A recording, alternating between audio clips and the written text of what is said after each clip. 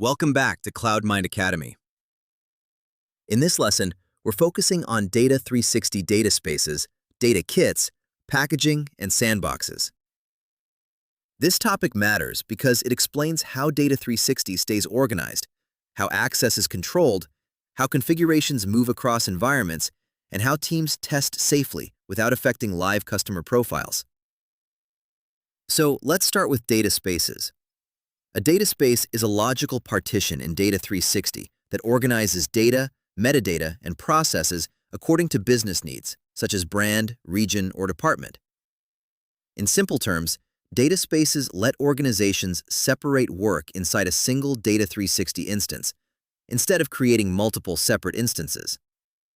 And that leads to the key point. Data spaces are not just labels. They shape the working environment. They define what users can see and where they can work. Access to a data space is granted through a data space permission set, and users can work only within the spaces assigned to them.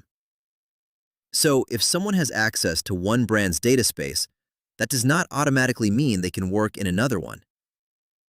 Now, when Data 360 is enabled, the default data space is automatically associated with the standard Data 360 permission sets. If users need access to other data spaces, then the data space permission set must be changed, or a new one must be created.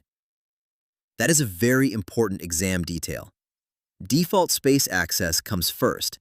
Additional space access comes through permission design. There are also some important administrative rules. Only system administrators can create new data spaces, and only certain roles, such as Data 360 admins and related marketing admin roles, can add data to an existing data space. So again, the pattern is controlled access, not open access. Now, let's connect that to how data enters a data space. A data lake object, or DLO, can be associated with a data space when data is ingested into Data 360. And a DLO can even be assigned to multiple data spaces when needed. But there is an important distinction here. Data spaces are not designed for data residency solutions. They are not about the physical location of data. Instead, they are logical partitions for organization, visibility, and controlled work contexts. There are also limits worth remembering. Every Data 360 organization gets a default data space. The maximum number of data spaces per org is 50, but in developer orgs, only the default data space is available. Data spaces can also be edited or deleted in some cases, but the prefix cannot be changed, and the default data space cannot be deleted. Also, before deleting another data space, all related objects and assets tied to it must be removed first. So the main takeaway is this. Data spaces help segregate data, metadata, and processes while managing user access through permission sets. They create controlled, organized working environments.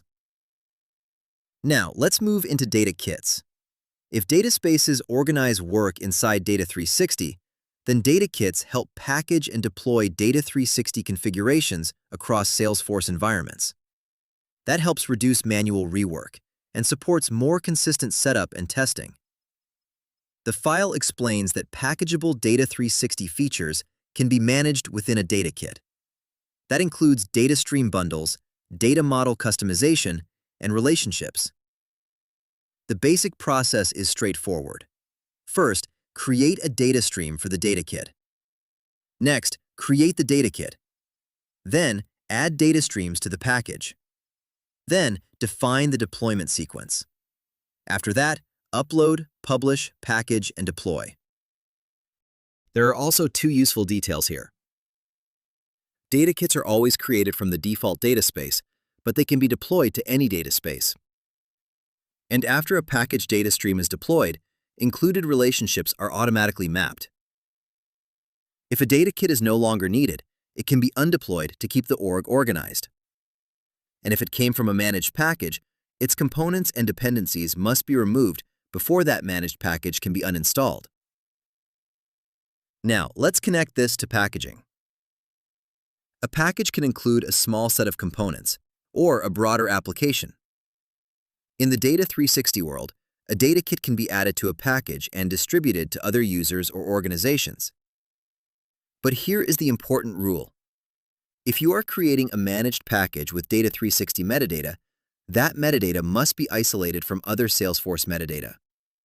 That means creating a dedicated Data 360 package, and then setting dependencies between that package and related packages. This matters because Data 360 metadata in managed packages is locked. The package owner controls it, protects it, and can redeploy it. Subscribers may add entities, but they cannot modify or delete deployed mappings or entities, and their changes can be overwritten when the data kit is redeployed. So the model here is controlled packaging, controlled ownership, and controlled deployment.